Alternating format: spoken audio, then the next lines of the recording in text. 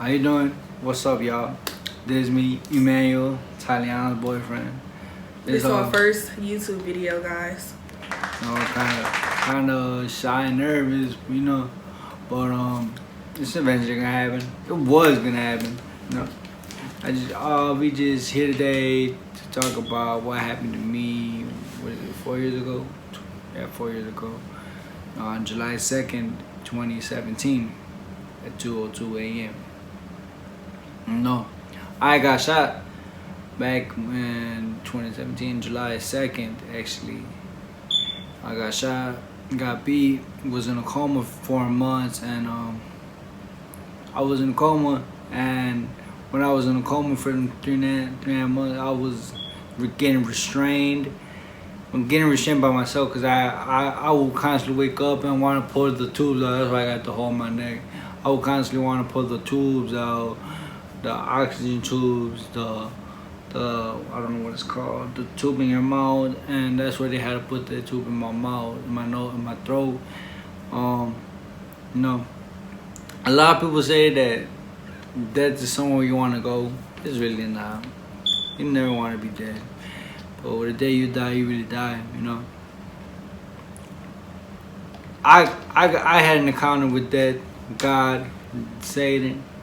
No, God is not the white man y'all think he is. He did not want to talk about this, but I pressured him into doing it because I feel like he can help a lot of people, whether they think that he's a lion or not. Yeah, God is not, is what y'all say or what y'all hear, and God is quote unquote white. He is not white. He is black himself. I hope you guys know that.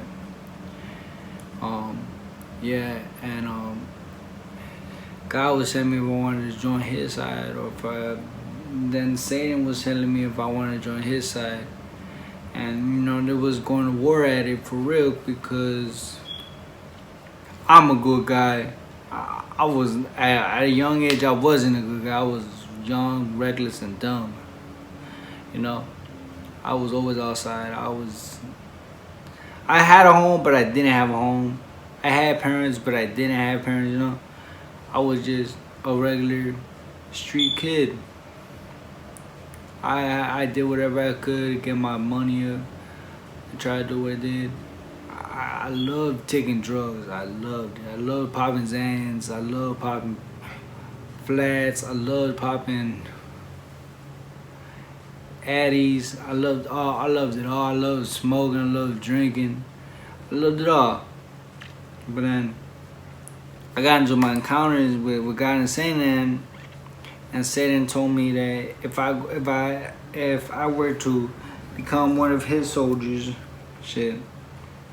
I could have all the money in the world, but when I were to die, I had to be his bitch. Yeah, I think I'm playing, but I'm not. That was Satan's proposal for me. He said whatever I want for me and my daughter, he'll give it to us. And you okay? But yeah, that was his proposal. And when God seen that Satan was trying to win me from him, God said, you don't need anything. I promise to make sure you come back to life, make sure your daughter lives on, make sure your legacy lives on. And he made it seem to me like Satan was just a worthless man to me, And also, basically, from this story, what I'm hearing is Satan was telling him that money was better than living, and money was better than love. Basically, as they say, money is the root to all evil, and it really is. Money can't buy happiness. Money can't buy love. Money can't buy you the biggest crib in the world. I mean, it can, but you're not gonna be happy. I heard this saying when I was younger. You could be the richest man in the world, but you'll be lonely. when you're lonely, what's the point of having all that money? There's no point. You're constantly gonna be a drug addict, a crackhead, something dumb on the block, spending your money dumb, you know, having reasons for people to plot on you, you know. I don't want to do that. I'm not the guy I used to be. I'm not reckless. I'm more laid back. I think more about my life now than what I did when I was younger. Because when I was younger, And his parents really, really, really did care about him, because most people, when they see that their child or anybody is in a coma for 4 months, they'll probably pull the plug on him. But his parents didn't do it because I guess his parents had hope that he was going to come back. you know, I'm grateful for my mother. I wouldn't say I'm grateful for my father, but I'm grateful for my mother for staying by my side 24/7 in the hospital. She slept there for days. She stayed there with me all the time. My mother said he stayed there occasionally when he told her to go home and go shower and stuff. Other than that, my mother was the one restraining me, the one holding me down, make sure I didn't put no tubes out of me, making sure I was on the right path. And the reason why I got this in my hole is because my dad had took care of me one night. My dad fell asleep on me one night, and I woke up panicking and had an anxiety attack in my sleep. And I took off the restrainers from my hand because I was tied up on the bed, like, well, not like this, but I had my hands out tied up on the bed, like if they was gonna do like an exorcism on me, and they had me restrained. But when I pulled the tubes on my mouth and my nose, this was before I got restrained. I had pulled my tubes out. I woke up one night and just wanted to go outside and wanted to go back on the block with my boys. Yeah, I pulled the tubes out, talking about I'm going home and all this. I couldn't walk. I was still not in my sixth sense. I was stupid, for real. When he woke up, they told him no. He thought that he was 16. Yeah, when I woke up, I thought I was younger than what I was. I was 16. I told him I was 16. I thought I was 16. My mom told me I was 18. I had a 1-year-old daughter, and I told my mom, like, what? I have a daughter? What? No, I didn't believe it because I thought I was still 16 at the time. She told me that I have a 1-year-old daughter named Adeline Sofia Garcia Flores, and no, I was like, damn, I didn't even think I could bust nuts. I was young, and I lost my virginity to my band mama. I know I shouldn't say that, but shit, I did. I was 16. I don't have nothing to hide from the world. I'm really a sweet and charming guy. It's just how they say, I'm not a killer, but don't push me. Same reason goes to me. I'm not a killer, but don't push me. I'm the most sweetest guy.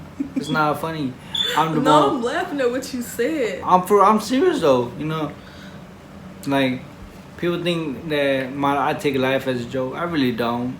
I really do care about life. Like, at first, y'all, when he first told me about the situation about him dying and he saying God and Jesus and the devil and whatever he said he was saying, I thought he was lying, and it was amazing to me and my mother, because it's a lot of people who haven't even got that experience. I'm just thankful for the world and for me living on this world 21 years, because I have a homie who died when I was 12.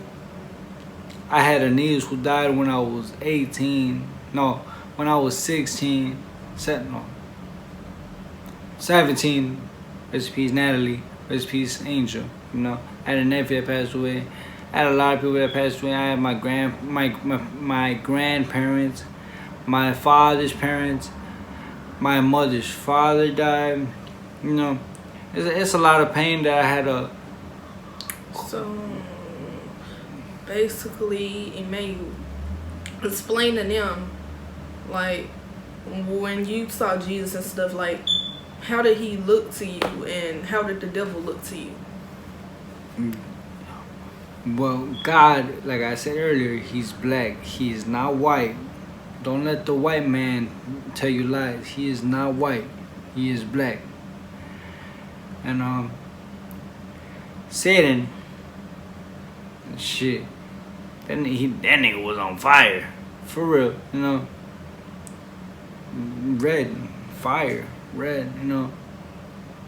I personally, before he told me his story and said that he was black, because Emmanuel, for him to say that somebody is black, he not even black, he Mexican. So basically, when he saw God, he could be black. I told Emmanuel, I said, I think God is mixed with every race, because why would he have all of us on this planet different races if he not mixed with all of us?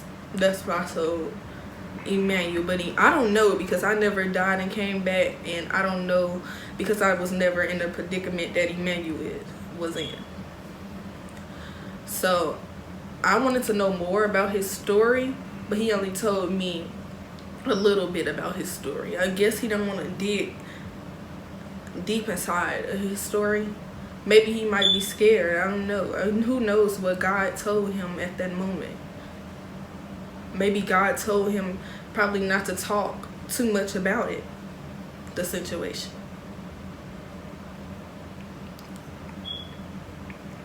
It's just a lot to think about. It's a lot to process through my mind, because I still can't even believe my damn self that I'm still alive. It's hard to believe for me to say, because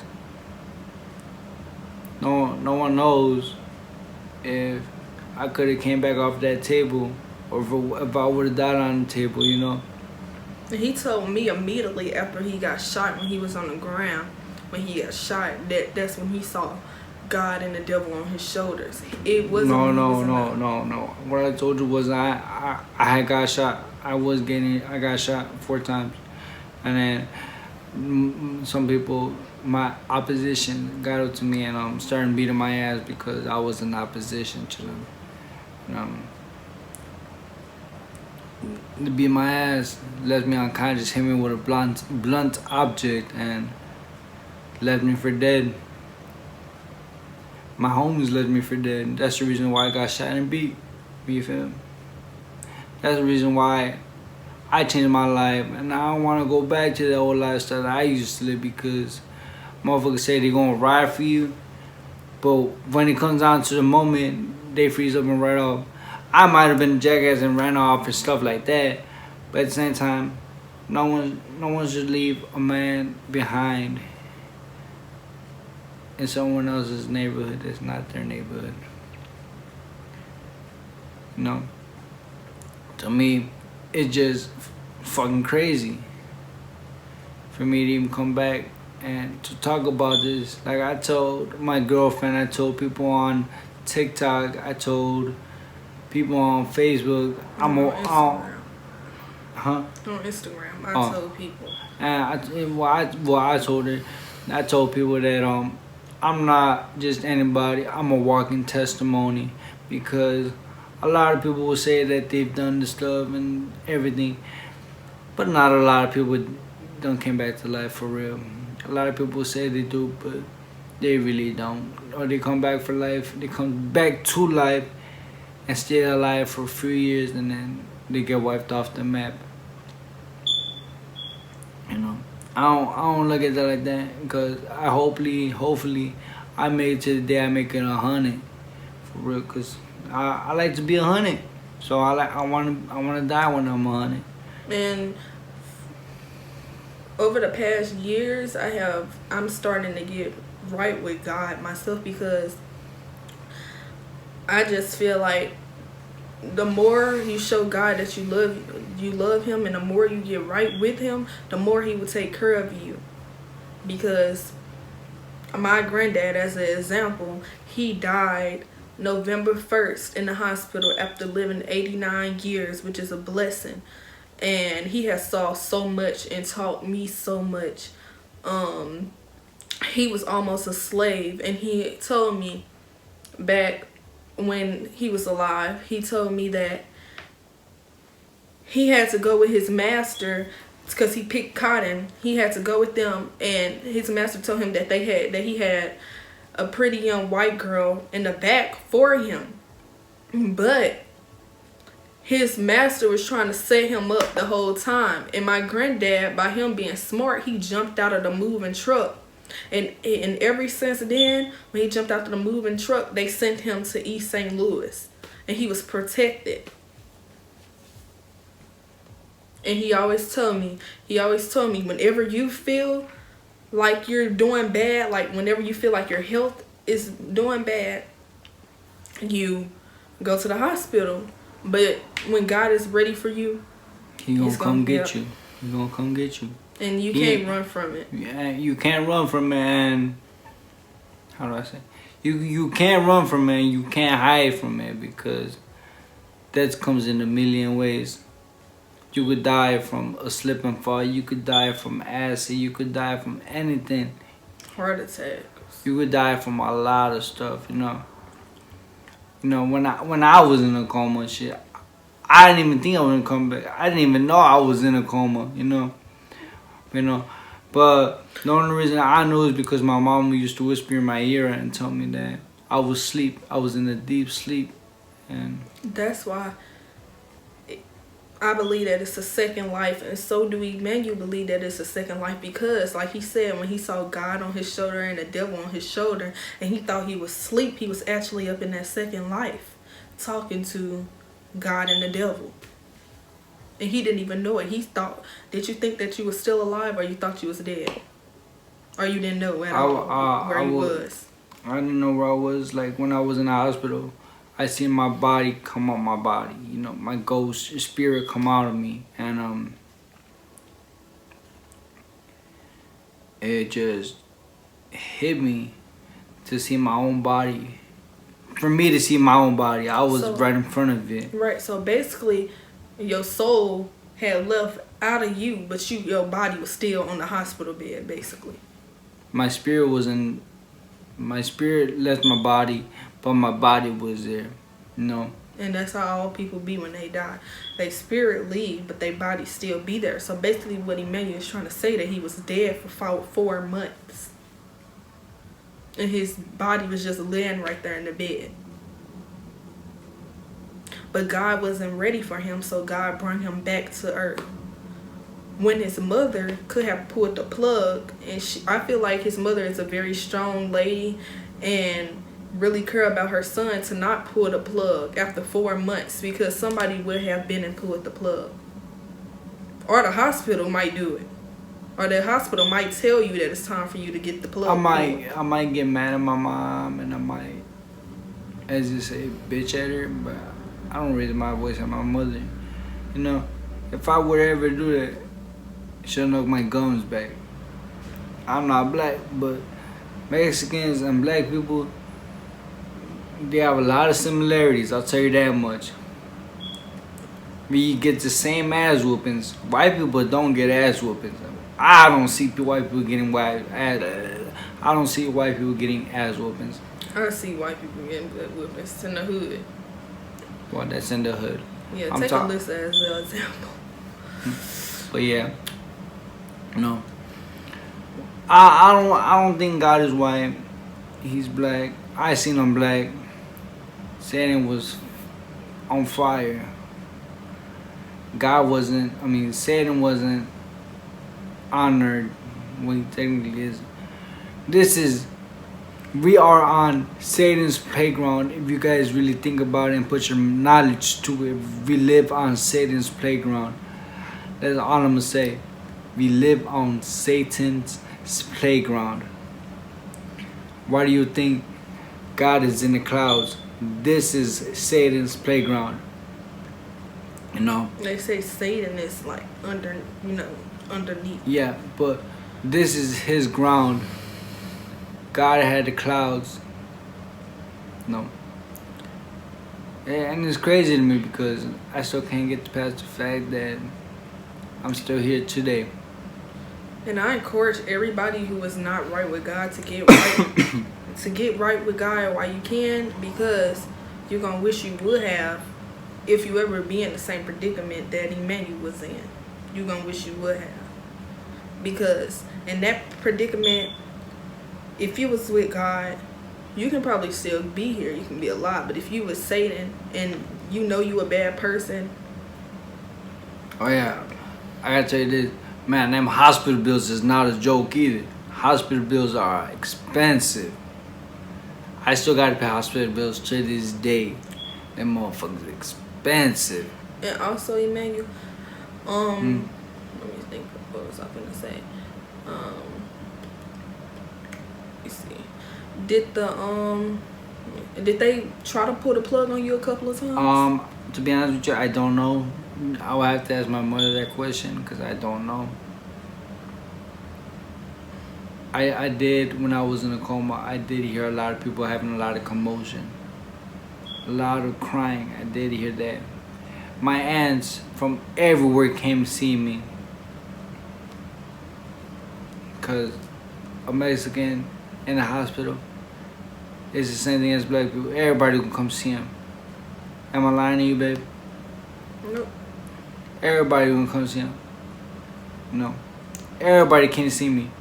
My cousins from Mexico came to see me, in the hospital. Let me tell you something too, and I'm not racist. I love everybody, but I'm just gonna be honest. It's what I see, and anybody who is brown or black will see this.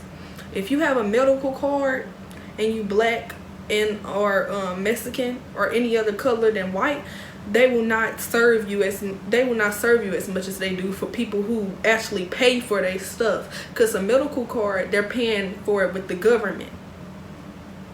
Like, I'm gonna be honest, Emmanuel niece who had a bad heart, they could have got her a new heart, but I don't know if she had a medical card or not.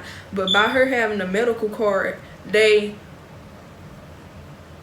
took the people who was paying for their stuff first, and that is very sad, because it's just sad how people treat black people and brown people when they have a medical card. Like, let's take my granddad for instance. My granddad, he had a lot of money. He paid for all his stuff. He did not have the government card. He had Medicare, and they took very, very, very good care of him for the 89 years. Every time he was sick, they took care of him. But like, if you have a medical card, my mama always tell me this, and I did not believe her. If you have a medical card, they are not going to treat you as good as they treat people who got Medicare. Do you get that, babe? Like, if you pay for your stuff, if you got money, right? If they know you got money and you paying for your stuff and the government not paying for you, they gonna help you. You know that, right? But if the government paying for your medical card, the government, like if the government, like the state paying for you. I'm not gonna lie to you. I grew up on, how did it say? Two heads and cotton, I think it's the same. I ain't grow up living the luxury life. I didn't wake up living, I didn't grow up living lavish. I didn't. I grew up, I'm pretty sure, almost the same way how she grew up. I grew up rough. I had parents, but they wasn't there. The only parents I had was the streets. Yeah, and that's the difference with me and Emmanuel too. He grew up in the streets, but I grew up with a strict family. A very, very, very strict family. Growing up. I'm thankful that the streets was a parent to me, but I'm not grateful for the fact that the streets got me shot. Because I used to think I was gonna be the hot shot. I thought I was that nigga. Maybe God got you shot to try to show you a lesson, try to show you something. That's probably why he got you shot, and that's probably the reason he brought you back, to show you that it's not a joke. He probably did, but I would never know that. Only the man upstairs knows that. Yep. And I feel like if I would have never got shot, I wonder where I would have been today. I don't even think I'd be alive today. I think I would have tried to kill myself once again. That wasn't my first encounter with death I had. I had a couple encounters with death when I was younger. I've always tried to kill myself when I was 13, 14, 15. Try to kill myself. You know, plain old, try to drink Clorox, try to drink as many pills as I can. Whatever I try to do, God did not want me to go with him. God didn't wanted me to be a warrior and to stay here on earth. Don't know for what reason. I still don't know for what reason to this day. But he didn't want to take me, and I'm grateful that I'm not dead. I really am grateful. I'm grateful for every day that I live, and I'm grateful for every moment I spend with this lady. Because at the end of the day, she keeps me happy. Even though we argue, even though we do all that. But that's what a relationship is about. A relationship is supposed to have arguments, because you're never going to have a relationship where you never argue. If you guys never argue, then there's something wrong with your relationship.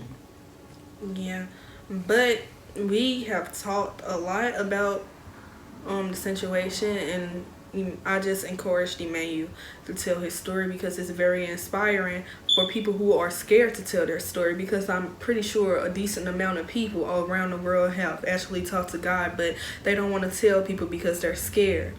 And they scared that they might get put in a mental hospital or something. That's what the white people want us to do, get put in a mental hospital. They don't listen to what we really trying to say.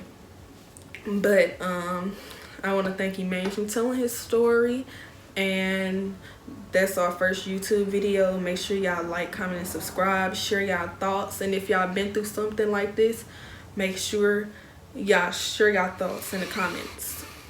But yeah, tell him bye, Emmanuel. It seems like he's sad now. But yeah, okay, y'all.